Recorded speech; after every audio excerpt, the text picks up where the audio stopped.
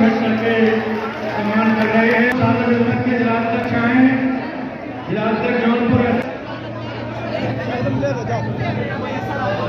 और इसके बाद तो बराबर वाला साथी भी जिम्मेदारी से बात को नहीं सुन पाए।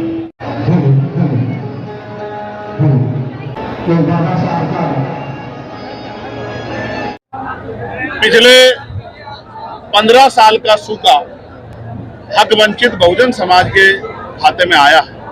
पिछले 15 साल हो जाएंगे 2027 में कि वो जुल्म जातीय अन्याय अत्याचार के शिकार हो रहे हैं और सरकार की जो योजनाएं हैं वो भी ऊंचे मकान और फीके पकवान जैसी।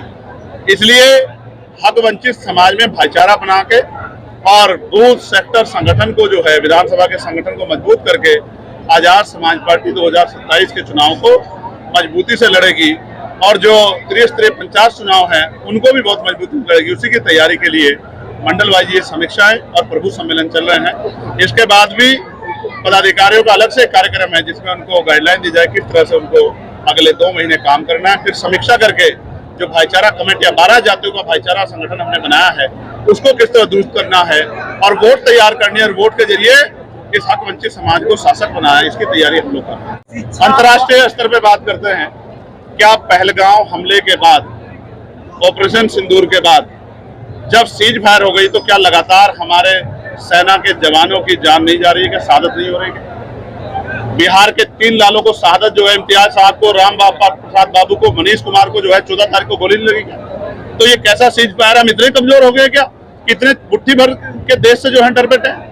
सर आप संसद में हैं, संसद सदस्य हैं, आप भी कुछ सुझाव दे सकते हैं जनता को। मैंने सुझाव भी दिया और मैंने विशेष सत्र बुलाने की मांग भी की। हमने सरकार को कहा कि आज पूरा देश खड़ा है, रोज सैनिकों के और बॉर्डर पे रहने वाले हमारे लोगों के जान से खिलवाड़ नहीं होने चाहिए। सरकार को आतंकवाद के खिलाफ सख्त कदम उठाना चाहिए। लेकिन हमारे समझौते तो अब अमेरिका में बैठे अमेरिका के नेता करा रहे। हम इतने कमजोर तो नहीं थे, हम तो तब भी कमजोर नहीं थे जब 20 साल पहले थे। अब तो हम आगे चल रहे हैं। ऑपरेशन सिंदूर में एक सांसदों का डेलीगेशन जा रहा है, इसमें बहुत राजनीति हो रही है। क्या चंद्रशेखर रावल को भी उस डेलीगेशन में होना चाहिए? नहीं, मुझे इस तरह का कोई जो है अभी इन्फॉर्मेशन नहीं है कि मुझे उसमें रखा गया है।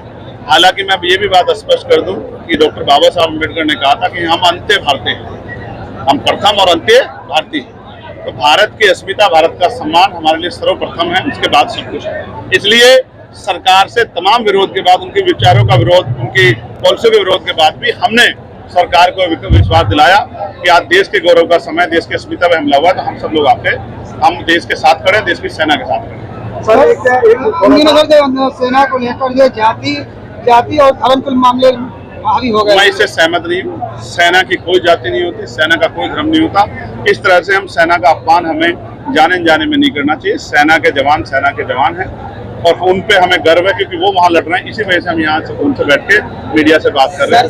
यार, मैं आजाद समाज पार्टी के विषय से ये कह रहा हूँ कि सरकार ने केंद्रीय जनगणना की बात की है, उसकी टाइमलाइन भी तय कर दें, डेडलाइन भी तय कर दें तो ज्यादा अच्छा हो जाएगा, वरना ये चुनावी जमला हो जाएगा और चुनावी जमले के बाद सरकार को जनता के गुस्से से, आक्रोश से जो है रूबरू होना पड़ेगा। सरकार ये दावा करती है कि सबसे बेहतरीन कानून व्यवस्था हमारी सरकार में। चलिए भैया, सच्चाई होती तो मुख्यमंत्री स्वच्छता लेके नहीं घूमते।